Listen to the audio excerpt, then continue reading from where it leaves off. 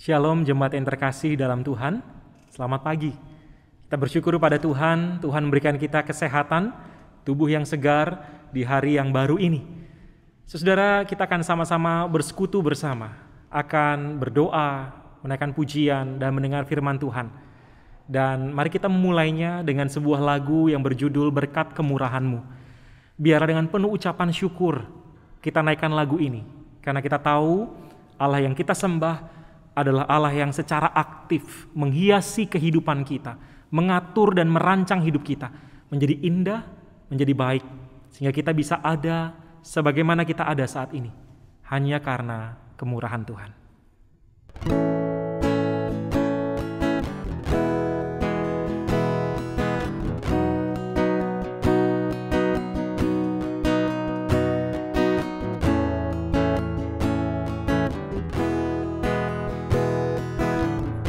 Mari dengan penuh syukur kita naikkan pujian ini. Kau hiasi kehidupanku dengan kemurahan-Mu. Kau rancangkan masa depanku penuh dengan harapan.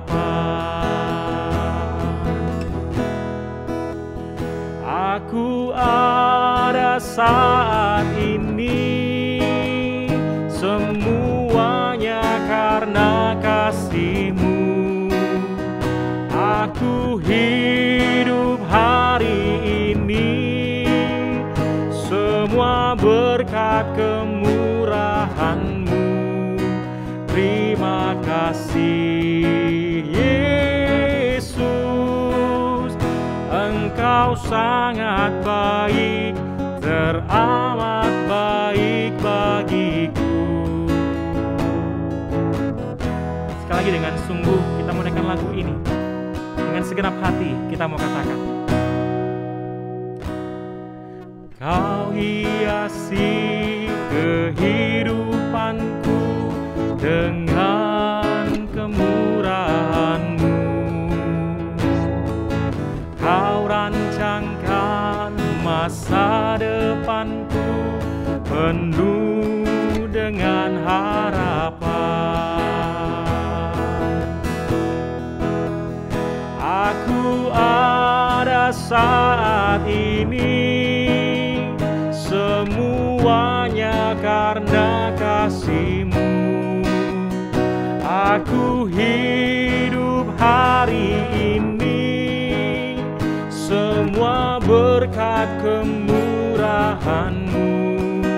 Terima kasih Yesus, Engkau sangat baik, teramat baik. Aku ada hari ini, semuanya karena kasih-Mu.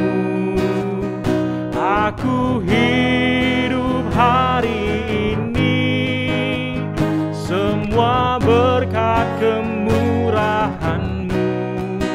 Terima kasih Yesus, Engkau sangat baik, teramat baik bagiku. Yesus, Engkau sangat baik, teramat baik bagiku. Mari kita berdoa. Terima kasih untuk hari yang baru ya Tuhan. Terima kasih sudah mengizinkan kami tadi malam beristirahat. Mungkin ada di antara kami yang masih merasa lelah, masih berasa kurang istirahat, atau karena sedang dalam masa pemulihan, tubuh kami tidak terlalu segar. Tapi dalam semua kondisi apapun, kami pagi ini datang bersyukur kepada Tuhan. Karena kami tahu Tuhan, Engkau selalu bekerja, melakukan karya yang ajaib, mengerjakan rancangan-Mu untuk membuat kami hari lepas hari bisa mengalami kasih Tuhan yang sempurna. Biarlah segala pujian, hormat, kemuliaan kami naikkan kepada Engkau ya Tuhan, Allah yang penuh dengan belas kasihan. Dan pagi ini kami juga akan belajar kebenaran firman-Mu. Tuhan tolong kami untuk kami boleh mengerti apa yang menjadi kehendak Tuhan, sehingga hari ini dan bahkan seterusnya kami boleh sungguh menjalani hidup kami bagi kemuliaan Tuhan. Demi nama Tuhan Yesus, Allah yang hidup, kami berdoa. Amin. Saudara, mari kita buka bagian firman Tuhan dari Roma pasal 8. Roma pasal 8 ayat 28 sampai 30. Roma pasal 8 ayat 28 sampai 30. Demikian firman Tuhan. Kita tahu sekarang bahwa Allah turut bekerja dalam segala sesuatu untuk mendatangkan kebaikan bagi mereka yang mengasihi Dia, yaitu bagi mereka yang terpanggil sesuai dengan rencana Allah. Sebab semua orang yang dipilihnya dari semula, mereka juga ditentukannya dari semula untuk menjadi serupa dengan gambaran anaknya, supaya ia, anaknya itu, menjadi yang sulung di antara banyak saudara. Dan mereka yang ditentukannya dari semula, mereka itu juga dipanggilnya. Dan mereka yang dipanggilnya, mereka itu juga dibenarkannya. Dan mereka yang dibenarkannya, mereka itu juga dimuliakannya. Demikian jauh bacaan firman Tuhan. Saudara, kita pada pagi ini akan belajar sama-sama sebuah tema tentang Allah yang aktif membawa kita semakin serupa Kristus. Saudara, kalau kita membaca bagian pasal 8 ini, kalau sudah baca dan menemukan kisah atau cerita di atasnya, bagaimana Paulus menceritakan bahwa pada waktu ini semua ciptaan sedang mengalami penderitaan. Semua ciptaan sedang menunggu, sedang menanti waktunya anak Allah, anak manusia itu ditinggikan, diagungkan. Yang kemudian nanti kita beserta dengan ciptaan yang lain akan sama-sama mengalami kelepasan dari dunia yang jatuh dalam dosa, dunia yang penuh dengan penderitaan ini. Dan saya rasa COVID-19 ini adalah salah satu bukti nyata betapa dunia ini sudah jatuh ke dalam dosa dan kemudian muncul begitu banyak penderitaan. COVID-19 ini dengan pandemi yang terjadi, dengan semua efek yang muncul adalah dampak yang sangat real secara komunal, secara bersama-sama, secara universal di seluruh dunia kita alami. Tapi tentu ini bukan saja bicara tentang sebuah pengalaman yang sifatnya universal, seluruh dunia alami.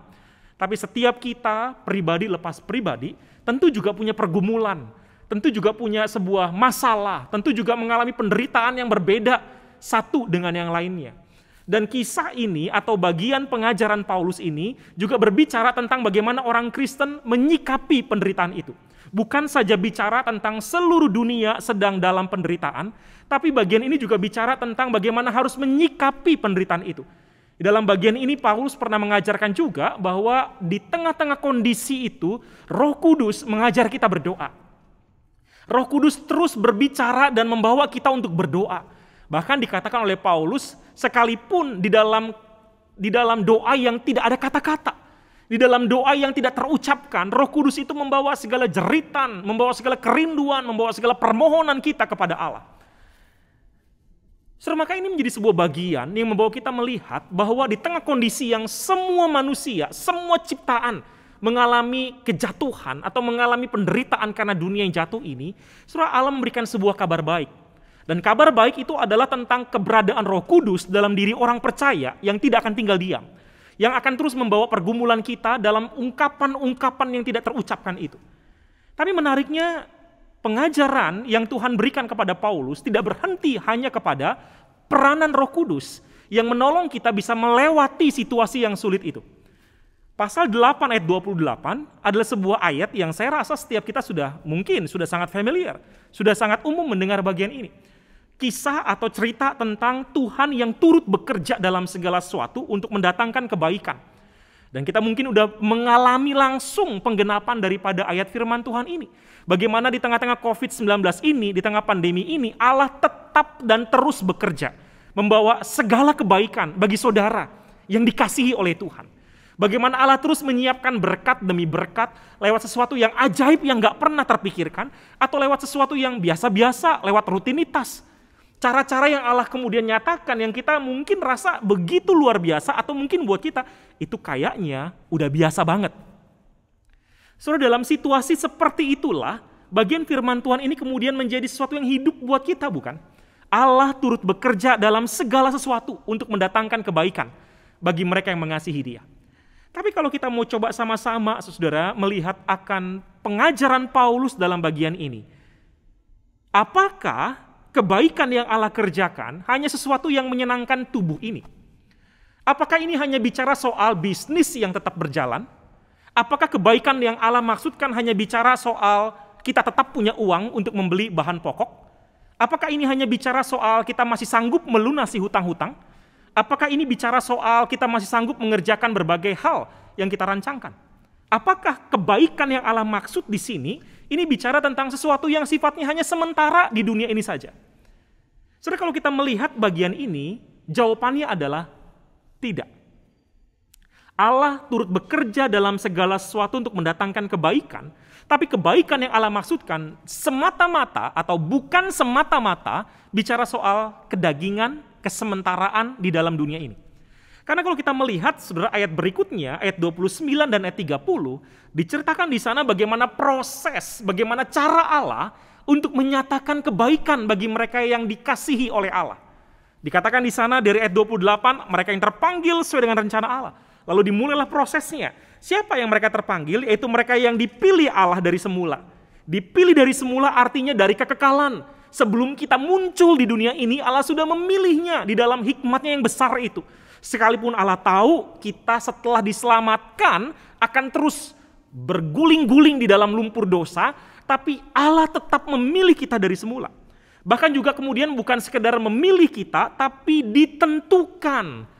Maka bisa lihat bahwa proses bagaimana cara Allah mengungkapkan kebaikan itu bukan untuk sesuatu yang sifatnya sementara, tetapi untuk sesuatu yang ditentukan oleh Allah. Dan apa yang Allah tentukan? Yaitu kita menjadi serupa dengan gambarannya. Gambaran siapa? Gambaran anaknya, Yesus Kristus. Dan ayat 30 dikatakan, mereka yang ditentukannya dari semula, mereka itu juga dipanggilnya. Kita yang sudah ditentukan oleh Allah, kita sekarang dipanggil. Kita mendengar suara Allah yang membawa kita bergabung bersama dengan tubuh Kristus. Bersama-sama dengan orang Kristen lainnya. Dan kita yang sudah dipanggil itu kita dibenarkan, dan pada akhirnya nanti kita akan dimuliakan pada waktu kita sampai ke surga berjumpa dengan Allah. Maka bisa lihat dalam semua proses yang terjadi, Allah bukan sekedar berbicara kebaikan atau Allah bukan sekedar mendatangkan kebaikan dalam hal yang sifatnya kedagingan, kesementaraan di dalam dunia ini. Tidak. Tapi kalau kita melihat lebih utuh, Allah turut bekerja mendatangkan kebaikan bagi mereka yang mengasihi Dia. Ini adalah sebuah bagian di mana kita dibawa makin hari makin serupa dengan Kristus. Maka secara singkat saya rindu untuk kita melihat begini. Kalau Allah secara aktif bekerja untuk mendatangkan kebaikan buat kita, maka mari lihat bahwa kebaikan yang engkau rasakan itu adalah cara Allah membawa engkau serupa dengan Kristus. Ketika Allah masih menolong bisnismu, ketika Allah masih menolong keluargamu, ketika Allah masih menolong kesehatanmu, ketika Allah masih menolong pelayananmu, ketika Allah masih menolong relasimu, ketika Allah masih memberkati semua rencana dan cita-citamu di tengah-tengah kondisi dunia yang rusak ini, dalam pandemi ini, kita masih bisa mengerjakan banyak hal, maka itu adalah sebuah cara bukan untuk memuaskan kedagingan kita, tapi untuk membawa kita makin serupa dengan Kristus. Sekarang bagaimana kita belajar peka, bagaimana kita belajar sensitif bahwa semua berkat itu menolong kita untuk semakin serupa dengan Kristus. Semakin serupa dalam hal apa, saudara? Mungkin Tuhan mau membentuk kita dengan segala berkat-Nya untuk membuat kita makin rendah hati seperti Kristus. Mungkin Tuhan mau membentuk kita dengan segala kebaikan-Nya untuk membuat kita lebih mengandalkan Bapa kita yang di surga seperti Kristus. Mungkin Allah ingin membuat kita makin hari makin rela berkorban seperti Kristus. Atau ada banyak hal yang lain, saudara, di mana Tuhan menolong kita menjalani pembentukan makin serupa dengan Kristus melalui berbagai perbuatan baik yang Allah kerjakan, kebaikan demi kebaikan yang Allah berikan. Selain ini menjadi sebuah hal yang membawa kita untuk semakin hari, semakin peka, semakin sensitif dengan apa yang Tuhan mau. Sehingga pada waktu Tuhan mencurahkan berkat-Nya buat kita, maka itu menjadi sebuah cara Tuhan mengajar, Tuhan memberkati kita, bukan supaya berkat itu, kebaikan itu berhenti dalam diri kita. Tidak. Tapi supaya lewat kebaikan itu, kita semakin hari semakin serupa dengan Kristus. Pertanyaannya adalah, apakah engkau rela dibentuk serupa dengan Kristus? Apakah kita siap? Apakah hati kita terbuka kepada kehendak Tuhan? Atau kita menjadi orang-orang Kristen yang hanya berharap kebaikan demi kebaikan dari Tuhan, hanya berharap berkat demi berkat dari Tuhan, tetapi kita menolak ketika Tuhan memakai kebaikan itu, berkat itu untuk menolong kita, membentuk kita serupa dengan Kristus. Kita tidak mau ketika Tuhan menetapkan kita sebagai saluran berkat bagi orang-orang yang kesulitan, bagi gereja Tuhan, bagi masyarakat, bagi keluarga, dimanapun kita berada, untuk apapun peran yang Tuhan percayakan. Saudara, Allah secara aktif menolong kita melewati situasi yang sulit di tengah dunia yang berdosa ini. Bukan untuk membuat kita bersenang-senang, bukan untuk membuat kita merasa spesial, lebih daripada yang lain. Tidak. Kalau kita mau jujur, kita bukan siapa-siapa. Kita tidak layak menerima pemeliharaan dari Tuhan. Tuhan begitu setia memelihara. Tapi kalau kita mau jujur di hadapan Tuhan, seringkali kita tidak setia kepada Tuhan. Seringkali kita memberontak di hadapan Tuhan. Sehingga kalau kita mau jujur, kita nggak pantas dipelihara oleh Tuhan. Kita nggak pantas terima segala kebaikan Tuhan. Tapi kalau kita masih terima segala kebaikan Tuhan, dan Tuhan masih terus mengerjakan segala kebaikan lewat peristiwa-peristiwa yang terjadi dalam hidup kita, maka itu artinya di tengah ketidakpantasan kita, Tuhan masih mau membentuk kita serupa dengan Kristus. Bapa yang di surga masih mau agar lewat hidup kita, nama Kristus ditinggikan. Dan kita membawa kemuliaan kepada Kristus. Dan sekali lagi pertanyaannya adalah, apakah kita mau hidup kita dipakai sedemikian oleh Allah? Apakah kita rela ketika hal-hal yang baik itu tidak kita simpan sendirian, tapi kita terus bagikan di tengah kondisi yang sulit ini, sehingga orang-orang bisa melihat ada pengharapan di dalam Kristus. Mengapa demikian? Saudara, karena perhatikan bahwa berkat ini sangat-sangat khusus. Tidak semua orang mengalami ini, saudara. Bukan seperti hujan yang dialami oleh orang yang mengenal Allah dan orang yang tidak mengenal Allah.